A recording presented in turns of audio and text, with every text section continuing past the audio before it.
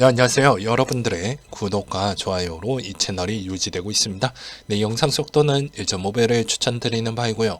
네, 이번 내용은 FOMC 관련된 소식과 그리고 금리 인상 점도표 내용을 좀 준비를 해보았고요. 채굴 관련된 소식하고 이믹스 그리고 컴투스 그리고 대체거래소 이렇게 한번 준비를 해보았습니다. 일단 FOMC 관련된 소식만 제가 간략하게 요약을 해서 설명을 드리려고 하는데요. 물가 2% 목표치를 향해 지속적으로 내려가야 한다라고 FOMC가 확신할 때까지는 금리 인하를 고려하지 않을 것이다. 이런 이야기를 하기도 했습니다. 왜 그러냐? 역사적인 과거 경험이 있었기 때문에 그게 빨리 내가 인하 에 따른 생각이 없다라는 것과 그 다음에 기자회견의 주요 내용이 뭐 7가지 정도 되어져 있는데 여기서 포인트만 집어본다고 하면 내년 3월 정도가 정말 중요하다 이렇게 설명을 드리고 싶습니다. 왜 그러냐면 이번에 미국의 연준의 FOMC 점도표가 나온 게 있었는데요.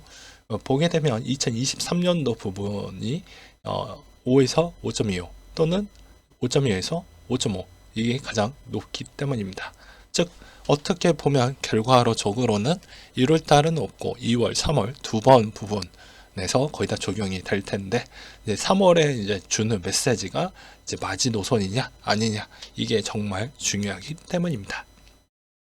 그래서 3월 이후에 어떠한 메시지를 던질 것인지 이거에 우리는 귀추를 해볼 필요성이 있겠고요. 그리고 2023년도 연준이 생각하는 물가 상승률 부분이 어느 정도를 고려를 하고 있는지도 좀 체크를 해볼 필요성은 있을 것 같습니다.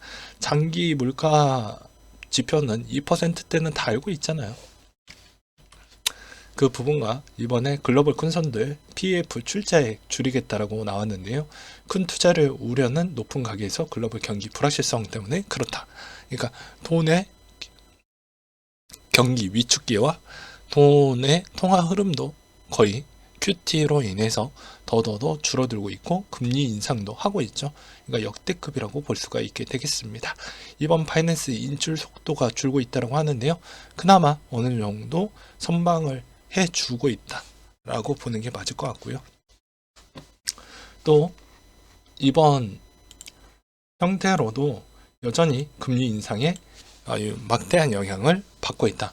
즉 CPI 때와 금리 부분은 코인도 똑같이 영향을 받고 있다 라고 볼 수가 있습니다. 그러니까 즉 여기 지금 막대 그래프 하나 보이시죠? 빨간 막대.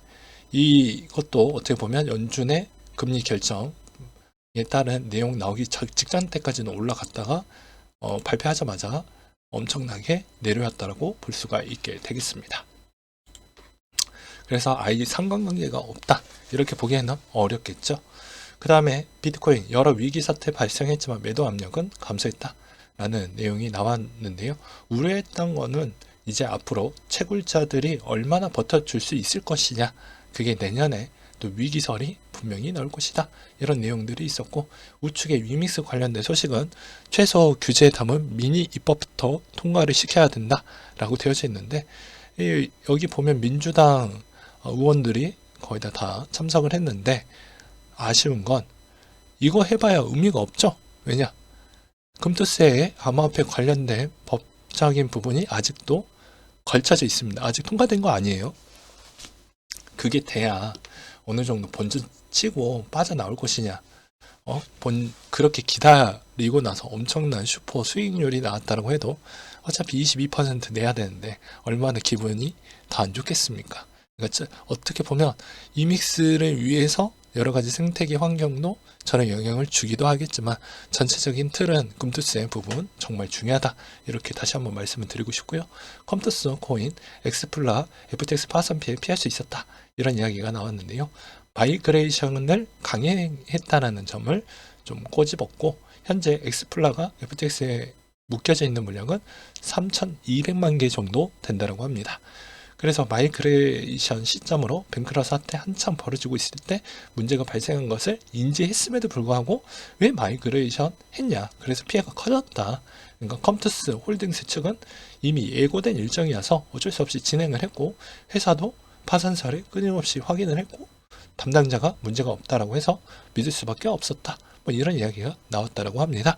도쿄전력의 3사가 암호화폐 책을 활용한 데이터 센터를 구축하겠다라는 내용도 나와주기도 했었는데요. 데이터 센터 암호화폐 마이닝에도 활용할 수 있게끔 잉여 전력을 쓴다. 뭐 이렇게 생각하시면 될 것 같습니다. 최고로체 비트팜스도 나스닥 퇴출 위기가 있다라고 하는데요. 제가 봐도 내년이 대부분 채굴 회사들 플러스 성장 주식에서도 현금 흐름이 안 좋았던 그런 회사들은 거의 다 없어질 확률이 매우 높다. 그래서 디지털 연구 책임자 매튜 시겔도 비슷한 이야기를 했는데요. 아무래도 내년에 채굴 회사들이 무너지게 되면 그게 아마 저점이 되지 않겠냐. 뭐 이런 이야기도 있었고요. 미국의 상원 의원이 자금 세탁 방지 관련 초당적 암호화폐 법안을 공개를 했다고 합니다. 이 내용은 그냥 자금 세탁 방지법이기 때문에 우리랑 전혀 어떻게 보면 관계도가 좀 거리감이 멀다. 지들 이점에 있었을 때만 그냥 움직이는 것 뿐이지 우리한테 전혀 득되는 거 움직여주지 않아요.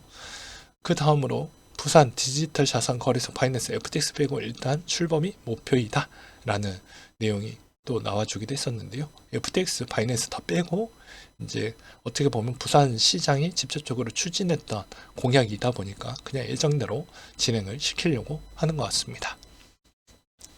그래서 이게 얼마나 시너지 효과가 있을지 전 잘 모르겠어요.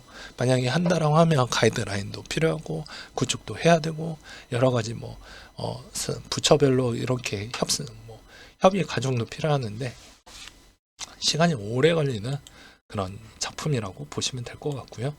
앞으로 이제 점도표가 나왔기 때문에 우리의 이제 터닝 포인트는 이제 3월 달에 주는 이 시점으로 인해서 대부분 금리의 동결 시그널이 나오게 되면 그때부터는 반등에 있는 여지가 크게 나올 확률이 매우 높다. 또 어떤 전문가는 1분기 때 생각보다 만족할 수준의 CPI, PPI도 안 나올 것이다. 뭐 이런 이야기도 있더라고요. 그럼에도 불구하고도 제가 생각했던 부분은 올해 2022년도 종합적으로 보았을 때 일본, 중국